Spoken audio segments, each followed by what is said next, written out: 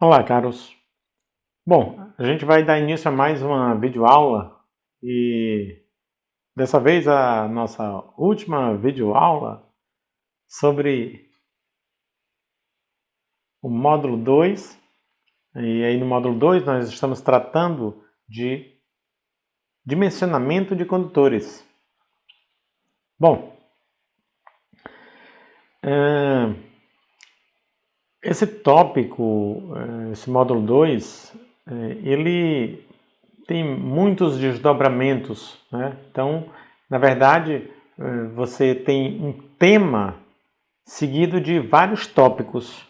E aí nós já abordamos vários e vários tópicos, e aí a gente vai finalizar hoje com os critérios para dimensionamento da seção mínima do condutor de proteção. Então é um tema bastante importante dentro das instalações elétricas de uma maneira geral. E a gente vai começar com uma premissa que diz o seguinte: todo condutor de proteção, PE, deve ter sua continuidade garantida. Essa premissa, pessoal, a gente não pode abrir mão dela nunca, porque abrir mão desta premissa significa colocar em risco toda a instalação elétrica. Bom, para estudar esse tema, nós podemos nos valer tanto da NBR 5410 quanto da NBR 5419. A 5410 ela é mais genérica, ou seja, ela vai abordar a proteção de uma maneira geral, enquanto que a 5419 ela vai além, ela aborda o sistema de proteção contra descargas atmosféricas, que também, por sua vez, aborda todo o sistema de proteção. Então, uma norma mais genérica, outra norma mais específica. Os tópicos que nós vamos discutir hoje dizem respeito à NBR 5410, até porque a NBR 5419 nós vamos explorar no módulo 4. Ok? Então, próximo módulo, módulo 3, proteção, módulo 4, PDA. Então, vamos adiante. A NBR 5410 ela começa falando que todas as partes metálicas não condutoras de uma instalação devem ser obrigatoriamente aterradas com fins de proteção ou funcional. Quando ela fala fins de proteção, ela está se referindo a força, curto-circuito, ok? Proteção de equipamentos, de vidas e equipamentos. Quando ela fala fins funcionais, ela está se referindo a sistemas de TI, de tecnologia da informação, sistemas de dados, sinais, etc.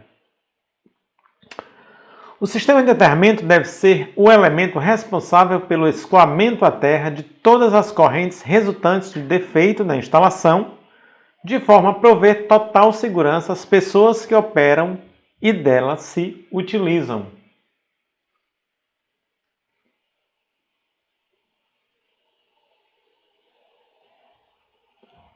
A seção do condutor de proteção poderá ser determinada também através desta equação. Ele fala também, pessoal, porque a NBR 5410 ela te oferece a tabela 58, onde você pode dimensionar a seção mínima do condutor de proteção em função da seção do condutor de fase daquele circuito.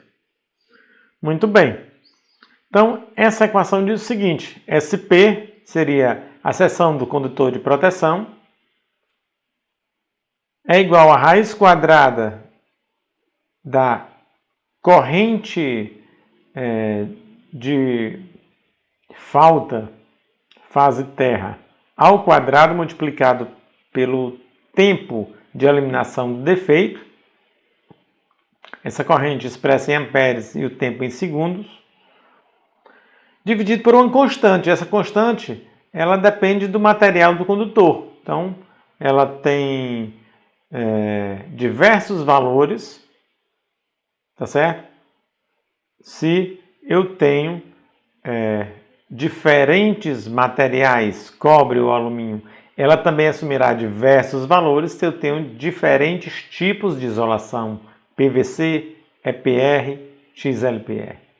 Ok? Então, esses valores são tabelados e aí, de acordo com o caso que nós estamos estudando, de acordo com a topologia do tipo de condutor que eu estou utilizando na minha instalação elétrica, né? O tipo de condutor, que eu digo condutor de proteção, né? Se ele é através de cabo unipolar, cabo isolado, veias de cabos multipolares, tudo isso muda, faz com que o valor do fator K altere. Perfeito?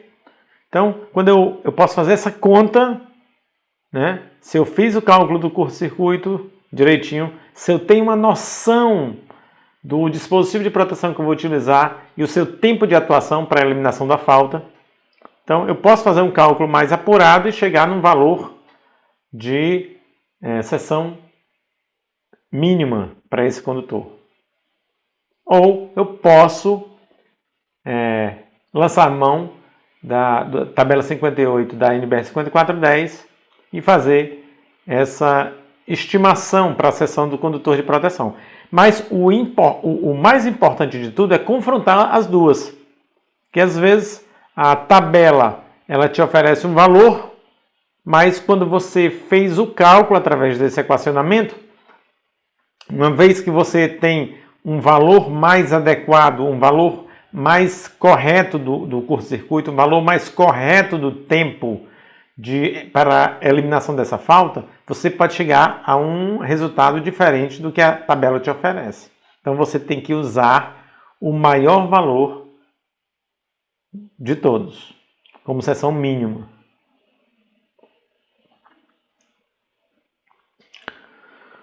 O valor de K para o condutor de cobre, ele pode variar para diversas situações. Então, tenho aqui condutores de cobre. Primeira situação, nós consideramos as temperaturas finais de 160 graus Celsius para a isolação de PVC e 250 graus Celsius para isolações de EPR e XLPE.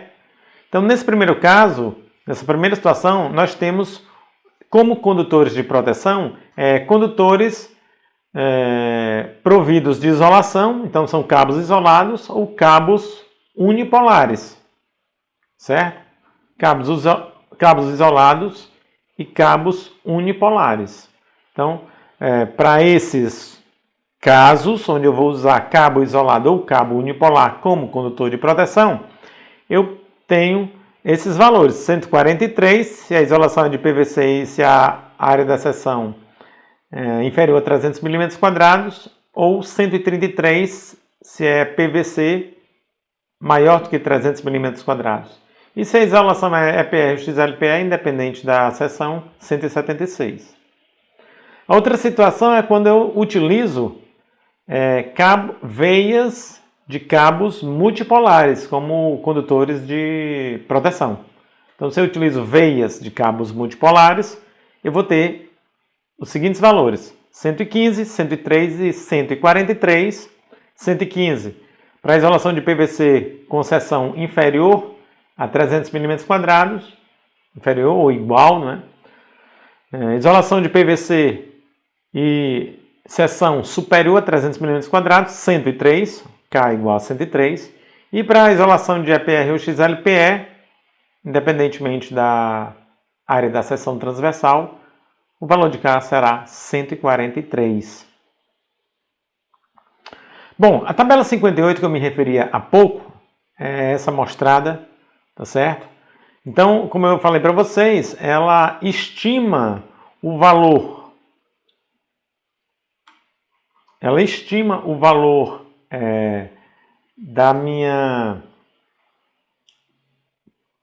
área da seção transversal para o condutor de proteção, PE, em função, ok, da seção dos condutores de fase do circuito que este condutor PE visa proteger, tá certo?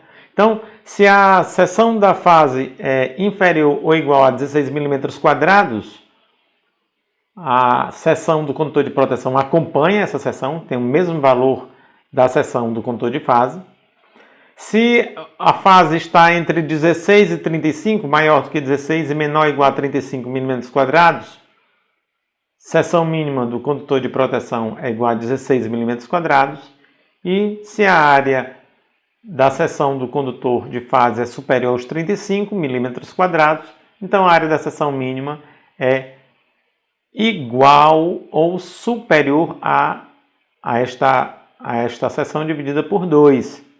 Eu digo igual ou superior porque nem sempre você encontra um valor comercial, por conta do escalonamento que é feito pelo fabricante, né? Então, digamos, você tem ali 95 mm², dividido por 2, dá 47,5. Não tem essa bitola de condutor. O que vai ter é imediatamente superior, 50 mm². Então, por isso que eu falo S sobre 2 maior ou igual a S sobre 2. Né? Temperatura inicial sempre vai ser considerada igual a 30 graus Celsius, é a temperatura ambiente de referência da NBR 5410. E os condutores de proteção nunca devem ser seccionados.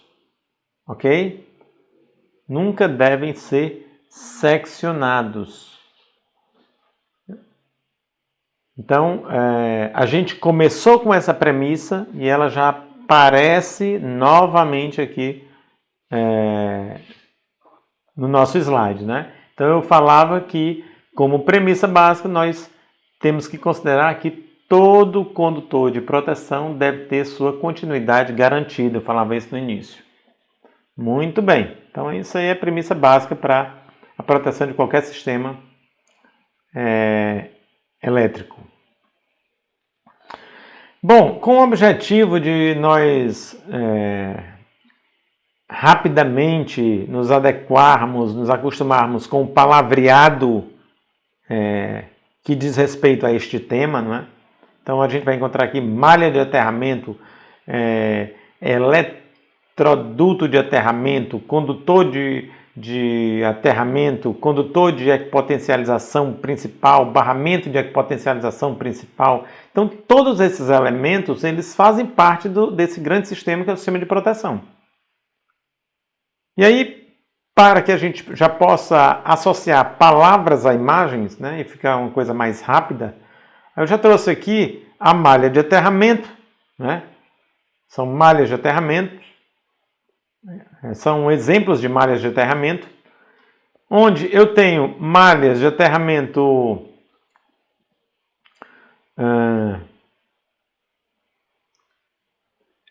são baseadas em fundações de construções. Então, eu posso lançar mão da fundação daquela construção para fazer a minha malha de aterramento. Então, não tem coisa melhor, porque ela te economiza tempo, te economiza dinheiro, você já tem uma estrutura muito bem elaborada, ali totalmente interligada. Então, isso aí é muito interessante você utilizar como malha de aterramento as fundações da sua instalação. Então, se você não tem essa possibilidade de utilizar, em alguns casos é comum não se ter a possibilidade de utilizar as fundações como malha de aterramento, você mesmo produz a sua própria malha de aterramento. Você pode utilizar malhas já pré-fabricadas, ou então você mesmo construir a sua através de conectores, condutores de aterramento, eletrodos de aterramento, soldas de extrusão. Então você constrói a sua malha. Existem várias técnicas que você pode lançar mão para construir a sua própria malha de aterramento. Então, nós podemos ter dois tipos de condutores de equipotencialização. No caso, o condutor de equipotencialização principal é aquele que vai conectar a massa ao barramento de equipotencialização, ou o condutor de equipotencialização suplementar é aquele que vai conectar duas massas quaisquer.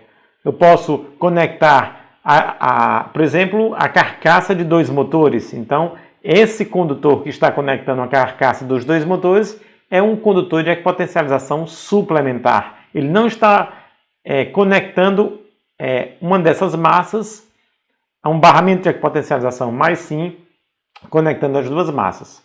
Enquanto que o principal sempre vai conectar de uma massa ao barramento de equipotencialização. Tá certo, pessoal? Então, são essas nomenclaturas que a gente vai trabalhando no nosso cotidiano de agora por diante. Bom, aqui nós temos um pequeno esquemático, tá certo? De um sistema de aterramento industrial, onde nós temos um QGF aqui, um quadro geral de força. Dentro dele nós temos uma barra de proteção, uma barra PE, um barramento de proteção, um barramento PE, como também temos um barramento de neutro. Tá? Aqui nós temos a malha de aterramento. Lembra que a gente falou ainda há pouco da malha de aterramento? Aqui temos alguns eletrodos de aterramento. Esses eletrodos eles podem ser cravados, eletrodo na vertical, cravado no solo, ou podem ser na horizontal, chamados não cravados. Tá? Então vamos utilizar aqui os eletrodos, vamos dizer que sejam eletrodos cravados.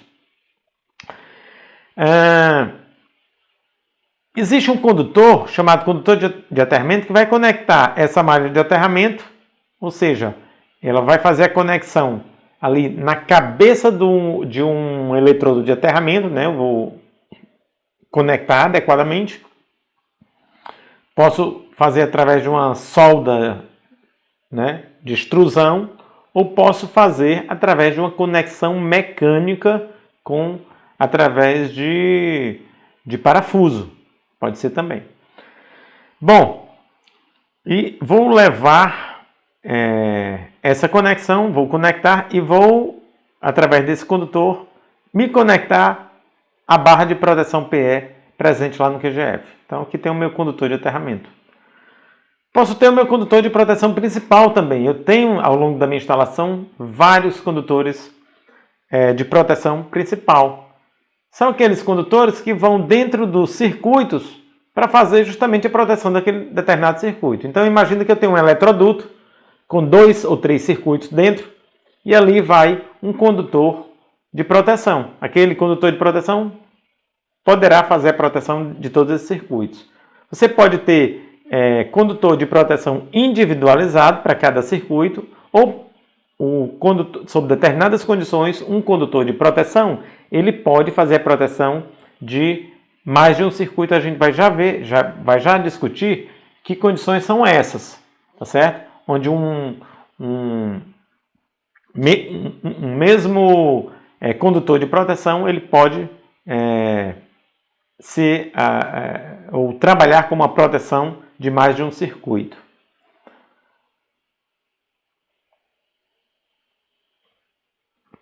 Bom, mais uma figurinha, essa daqui eu acho super interessante porque nós temos aqui, olha só, como que um exemplo das fundações que nós tínhamos ali, mostramos lá na imagem para vocês aqui. Temos aqui a argamassa, não é? E temos aqui os eletrodos de aterramento. Então aqui nós temos a malha de aterramento. E aí o que eu vou fazer? Nós temos o BEP, o barramento de equipotencialização principal. E nós temos vários condutos metálicos, olha só, 4A, 4B, 3D, 3A, 3B, 3C. Por exemplo, o 4A, ele tem condutores elétricos de força dentro deles, né? São eletrodutos aqui. O 4A e 4B são eletrodutos, então eles têm condutores elétricos. 4A força, 4B sinal, tá certo? Mas todos eles, olha só, estão conectados ao barramento de equipotencialização principal. Então, esse condutor aqui, olha só, é o condutor de equipotencialização principal, enquanto esse outro aqui é o condutor de equipotencialização suplementar. A gente discutiu ainda há pouco.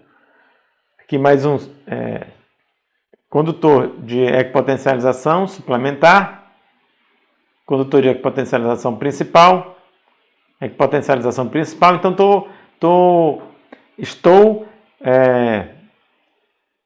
fazendo a conexão de todas as partes metálicas que não devem conduzir corrente elétrica, tá certo? Então, elas são partes, digamos assim, estranhas ao circuito elétrico da minha instalação. Elas não devem conduzir corrente elétrica. Então, aqui, por exemplo, eu tenho esgoto. No 3A, eu tenho água. 3B, eu tenho gás. 3D, eu tenho ar. É um ar-condicionado aqui. É uma central de ar-condicionado. É uma central de ar. Tá certo? Então, ela também deve ser...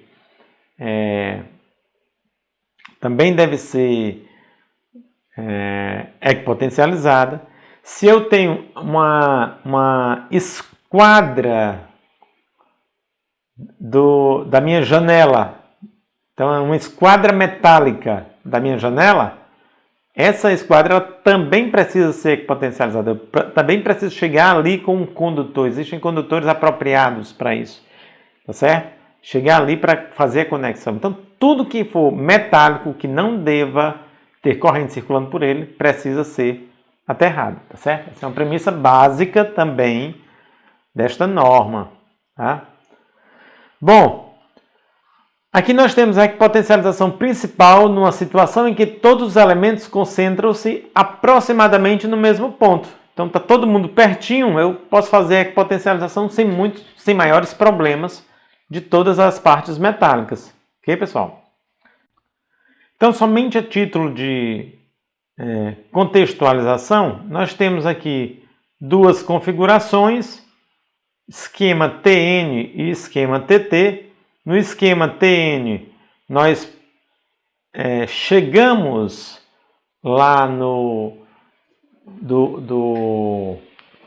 a partir do centro de proteção geral, tá certo?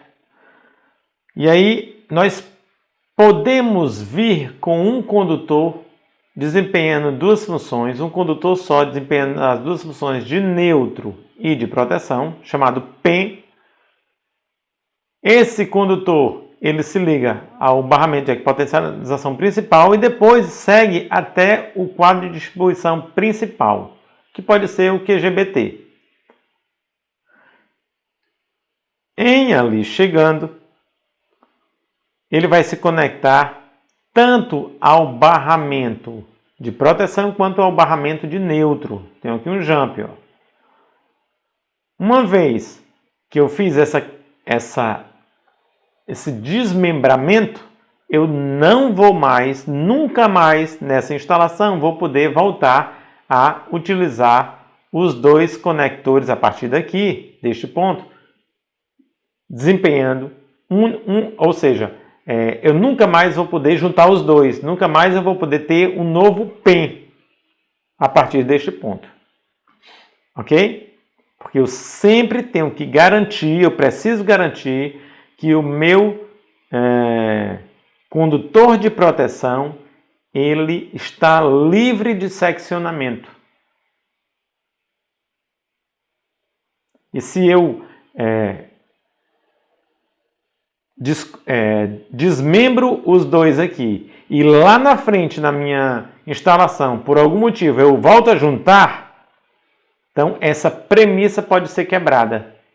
Então eu vou ter uma inconsistência no meu circuito, porque eu vou poder ter a possibilidade de seccionamento do meu condutor de proteção.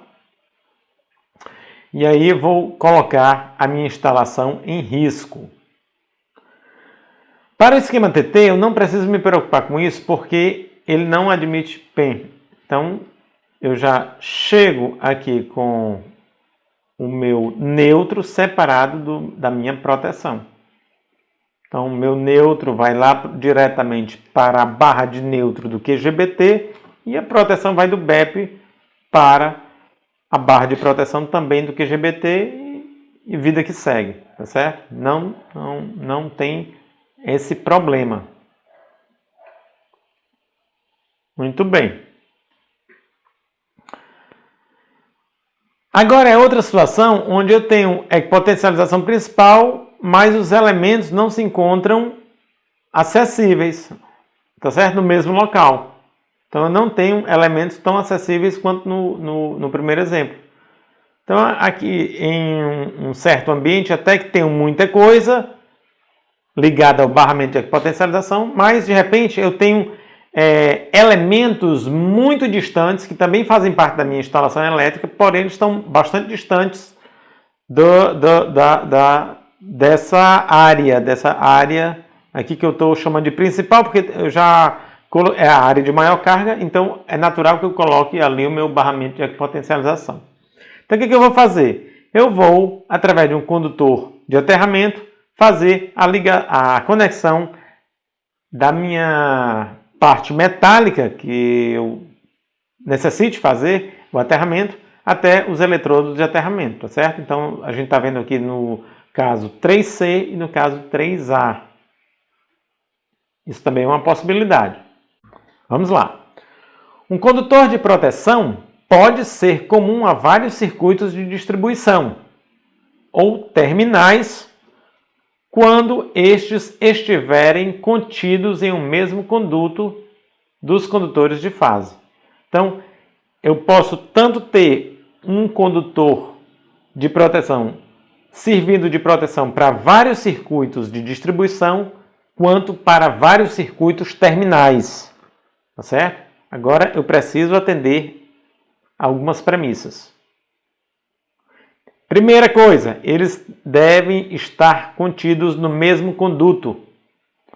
Então, todos eles no mesmo eletroduto. Então, se eu tenho um condutor de proteção fazendo proteção de vários, vamos colocar um número, de 3 circuitos de distribuição, então esses 3 circuitos de distribuição com mais o condutor de proteção devem estar no mesmo eletroduto. O mesmo vale para os circuitos terminais. E a seção deste condutor, ela deve estar dimensionada para a situação mais severa de curto-circuito presumido. Então, daqueles 3 circuitos que eu estou analisando, eu tenho que olhar qual deles oferece a situação mais severa de curto-circuito, ou seja, vai me resultar uma maior corrente, e eu preciso dimensionar esse condutor de proteção para essa maior corrente. Assim, atendendo a esse, ele atende a todos. Então, ele precisa estar dimensionado para o pior caso de curto-circuito. Tá certo? Então, essas são as 2 premissas básicas. Se o condutor de proteção não fizer parte do mesmo cabo ou do mesmo invólucro dos condutores de fase, a sua seção não deverá ser inferior a... Aí eu vou ter 2 casos. Primeiro, se ele for protegido mecanicamente, ou seja, se esse condutor está dentro de um eletroduto, a sua seção mínima é igual a 2,5 milímetros quadrados. Segundo caso, se ele não estiver protegido mecanicamente, ou seja, se esse condutor de proteção não estiver dentro de um eletroduto, a sua seção mínima deverá ser igual a 4 milímetros quadrados. Podem-se usar como condutor de proteção os seguintes elementos: veias de cabos multipolares, condutores isolados ou cabos unipolares no invólucro comum aos dos condutores vivos. A gente já discutiu um pouco sobre isso. As armações, as coberturas metálicas ou blindagens de cabos. Aí ele fala. Tem aqui algo para a gente pensar um pouco, tá certo? Os elementos estranhos à instalação, tal como as armações de ferro do concreto armado, aquelas armações dentro do concreto armado, mas essas armações aqui que ele se refere, pessoal, é as armações da estrutura metálica do edifício, tá certo? Da estrutura metálica do edifício. Somente obedecendo a certas condições podem ser utilizadas como condutor de proteção. Essa é a primeira parte da afirmativa dele, tá certo? Então a gente vai separar em 2 partes e vai analisar separadamente cada uma delas. Então, olha só. Por que isso? Porque não podem ser utilizados elementos que, por manutenção, por esforço físico ou por abertura intencional ou não intencional, coloquem em risco a minha instalação elétrica. Por quê? Porque eu não posso ter seccionamento. Eu não posso ter quebra de material, digamos. Eu não posso ter uma abertura intencional ou não intencional de um condutor ou de algo que está servindo de condutor de proteção. Tá certo? Aí você me pergunta, mas professor, o que tem a ver uma armação de ferro, um concreto armado? Tem a ver que essas estruturas, elas estão o tempo todo em serviço normal de operação, sujeitas a esforços de flexão, de compressão. Entendeu? Por quê? Porque imagina, você tem uma estrutura de um prédio, sei lá, de 40 andares. O vento incidindo nesse prédio, o prédio ele joga, tá certo? Então ele se movimenta para um lado, para o outro, isso aí já é previamente calculado, mas você vai ter esforços de compressão, ora flexão, tá certo? Nessas estruturas. Então elas já trabalham sob esforço. E aí a norma pede para se ter cautela. Aí ele diz, e se você quer usar isso como proteção e ainda compartilhar a função de neutro, nem pensar, esqueça. Por quê? Porque é um esforço a mais. Lembra que o neutro ele é carregado. Nas nossas instalações de distribuição, a PMUC é uma instalação de distribuição. Certo? Então você vai ter ali o neutro carregado o tempo inteiro.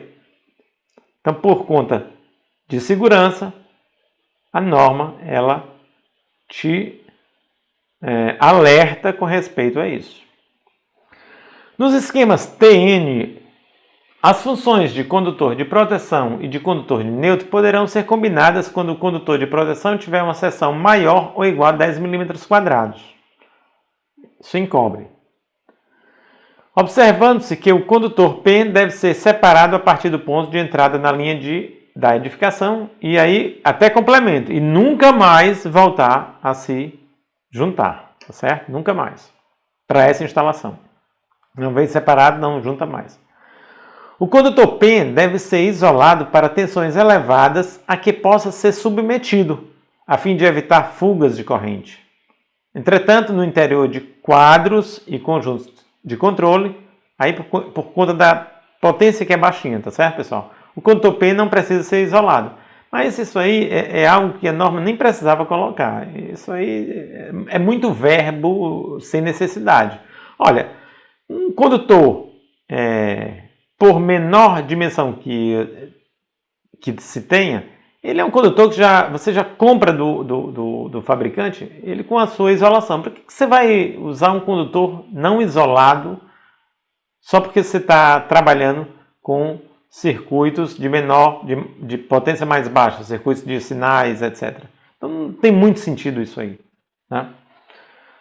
Vamos adiante. Se a partir de um ponto qualquer da instalação o condutor neutro e o condutor de proteção forem separados, não será permitido religá-los após este ponto. A gente tinha discutido no primeiro tópico isso aí, né? Adiante. Os seguintes elementos não podem ser utilizados como condutor de proteção. Canalizações metálicas de água e gás não devem ser utilizados como condutores de proteção. Observem que essas canalizações, pessoal, esses condutos, eles precisam estar protegidos, eles não podem servir de elementos de proteção. Não podem servir de elementos, no caso aqui, condutor de proteção. Eles precisam estar protegidos. Como é que eles estarão protegidos? Através dos condutores e das conexões de equipotencialização, certo? Tubulações de água, tubulações de gás ou líquidos combustíveis ou inflamáveis, elementos de construção sujeitos a esforços mecânicos em serviço nominal. Aquilo que nós discutimos ainda há pouco lá naquele quadro amarelo. Elementos de construção sujeitos a esforços mecânicos em serviço nominal. Então, eu estou sujeito o tempo todo a esforço mecânico quando eu faz parte da estrutura metálica lá do esqueleto do prédio, tá certo?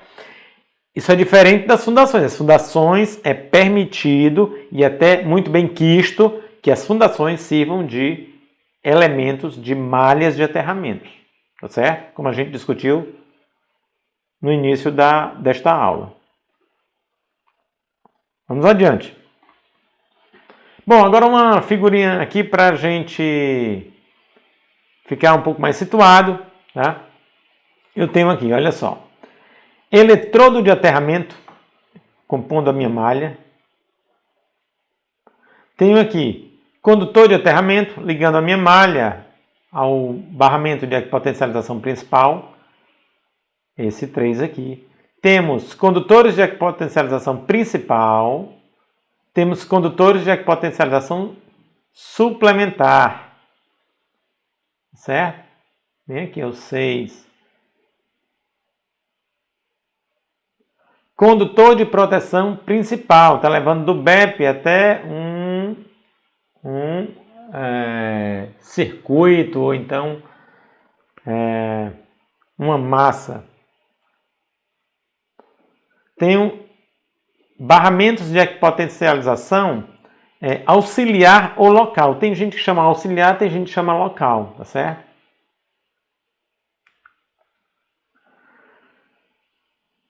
Temos condutor de proteção. Olha só, condutor de proteção aqui, ligando, fazendo a conexão da massa, da carcaça desse motor para um barramento de equipotencialização local.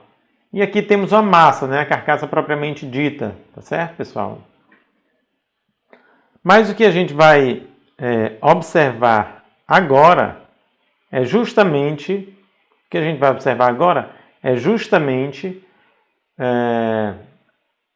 o eletrodo de aterramento, né?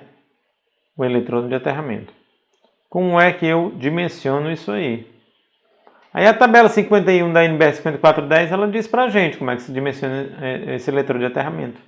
Então eu tenho várias situações, mas uma situação bastante corriqueira que a gente usa no nosso dia a dia é o cobre nu, tá certo? Cabo de seção circular em cobre nu, sem isolação. E aí eu preciso de uma seção mínima de 50 milímetros quadrados para compor aquela malha. 50 milímetros quadrados.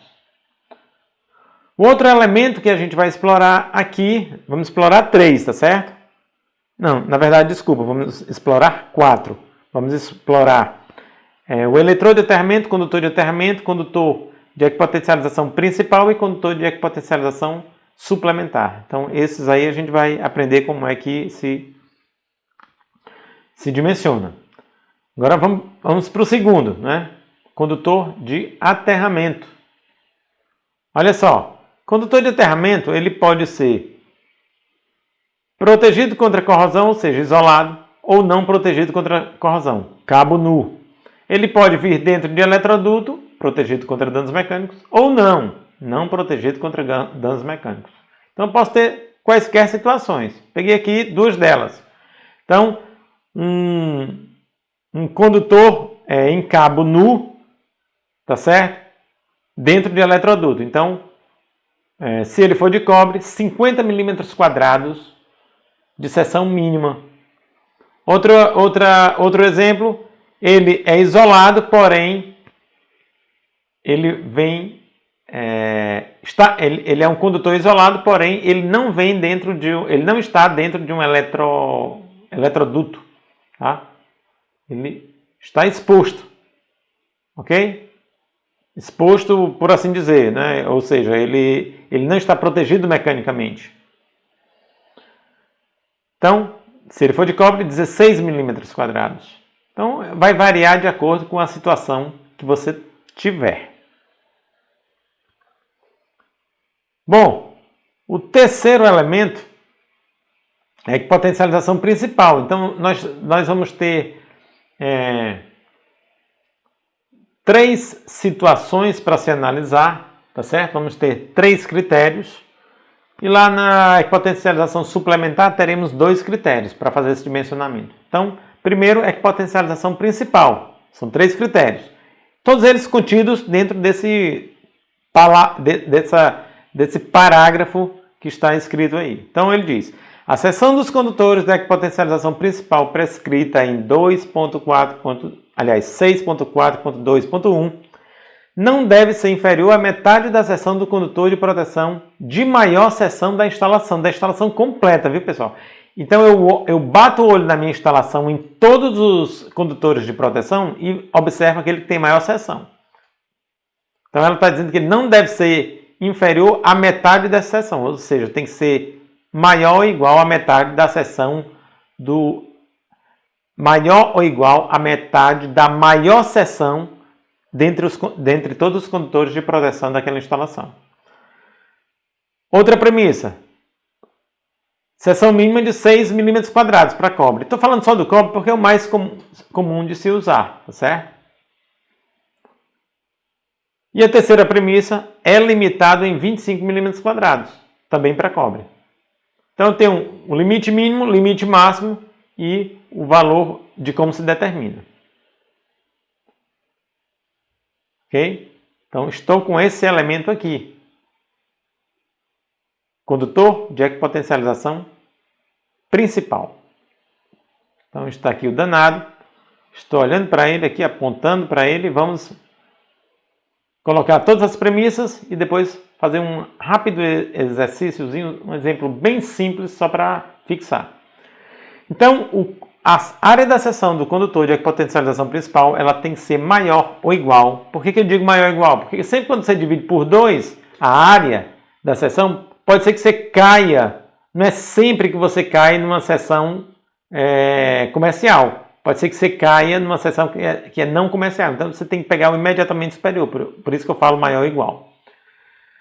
Então você vai pegar a maior área dentre todos os condutores de proteção, né, PE, da tua instalação elétrica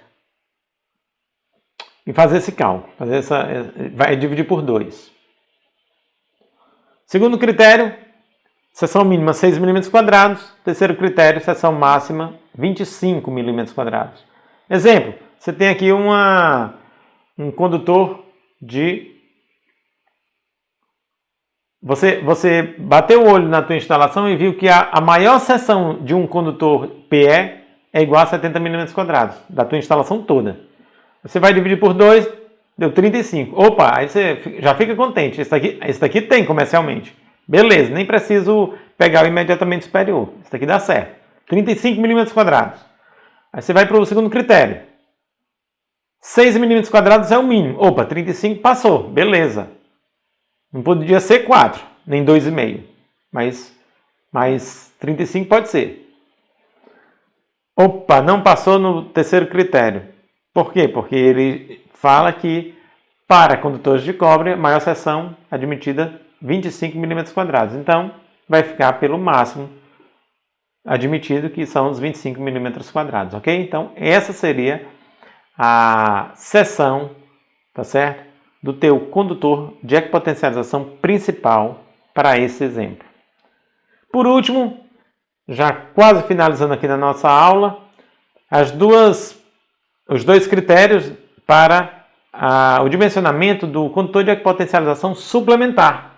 Então, suplementar é aquele condutor que está ligando duas carcaças de motores, por exemplo, né? Dois equipamentos, duas massas de equipamentos, ou então a massa de um equipamento a um elemento estranho à instalação elétrica, por exemplo, um conduto metálico que esteja levando água, ou gás, ou condutores elétricos, enfim. Então, todos esses aí são condutores de equipotencialização suplementar. Vamos ver esse primeiro caso.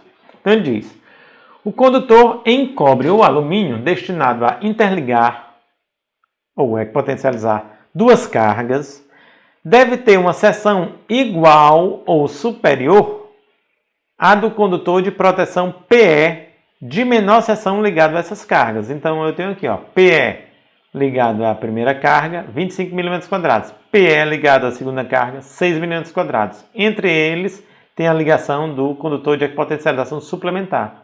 Então, 6 milímetros quadrados. Vou ficar aqui com o igual, né? Ele disse maior ou igual, então posso usar o igual, é um condutor mais em conta, show de bola. A norma me permite, perfeito. Segunda condição. Eu tenho o meu condutor de equipotêncialização suplementar conectando a carcaça de um equipamento a um elemento condutor estranho à minha instalação elétrica. Esse elemento ele não deve conduzir corrente em situação normal. Não pode. Senão ele põe em risco pessoas, vidas, né? Então, ele diz, o condutor de cobre ou alumínio destinado a interligar ou equipotencializar uma massa e um elemento condutor estranho à instalação elétrica, caso esses dois aqui, ó, um motor e digamos, um eletroduto, que seja, deve ter uma seção igual ou superior à metade da seção do condutor de proteção PE ligado à massa. Então a gente sempre fala igual ou superior por aquela questão do escalonamento. Nem sempre, quando você divide por 2, vai chegar a uma seção comercial. Então, para esse caso aqui, o meu PE tem 6 milímetros quadrados. O PE é conectado à massa, conectado ao equipamento. Dividido por 2 dá 3. 3 não é comercial. Imediatamente superior, 4 milímetros quadrados. Então, o meu condutor de equipotencialização suplementar terá uma seção igual ou superior, aqui a gente sempre está tratando de valores mínimos, né, pessoal? Igual ou superior a 4 milímetros quadrados. Ok?